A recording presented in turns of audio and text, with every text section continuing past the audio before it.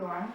We're talking about the Lent Devotion videos, and today I'm talking about March 14th passage, which is Luke chapter 9, verses 10 to 17.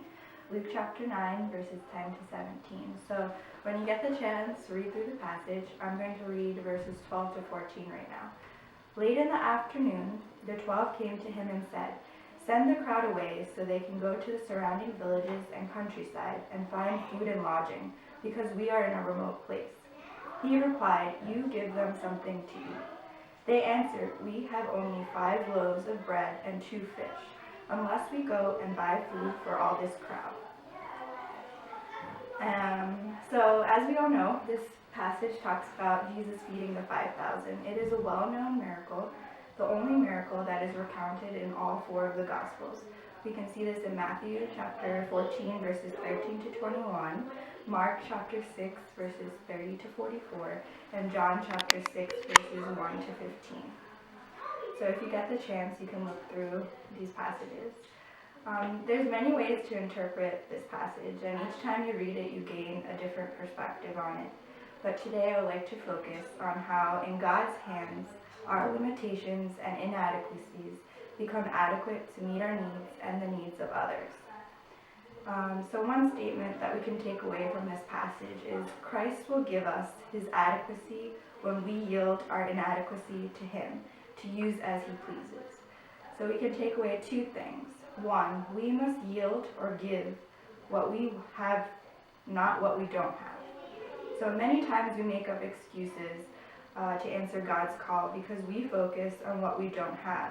We procrastinate and we say, if we had more money, I would donate. If I had more time, I would help out. When I finish school, I'll take leadership roles. But God wants us now, just as we are.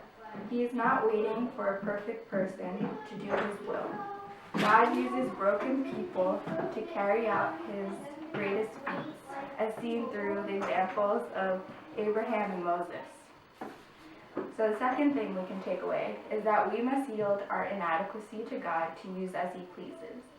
Even though the disciples were not sure how they were going to feed all the people, they listened to Jesus and did as he commanded and gave all that they had, 5 loaves and 2 fish. And this is what Jesus did with it. Jesus first blessed. God's blessing is enough to make an insufficient amount sufficient. If it is lacking, even the greatest amount of resources and efforts will not be enough. The second thing Jesus did was he broke. It is through brokenness that God's greatness is revealed. There would be no significance to the story of Moses if he had been a perfect person. Instead, God used a murderer and someone who could not speak in front of large crowds to deliver the Israelites out of Egypt.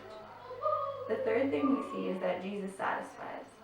At the end of the passage, 12 baskets were remaining and everyone was satisfied.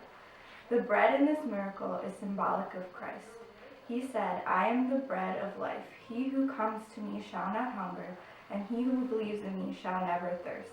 We see this in John chapter 6, verse 35. The Lord is teaching us that if we surrender ourselves to him to use as he pleases in meeting the needs of others, then he will satisfy us with a full measure of himself.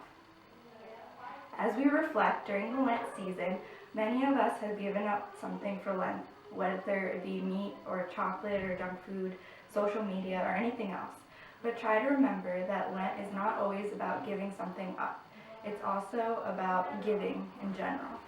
Whether it be time or a listening ear to someone else, or time for yourself to pray, meditate, and read the Bible, remember and reflect that Jesus gave the ultimate gift, his life for you and me. Thank you.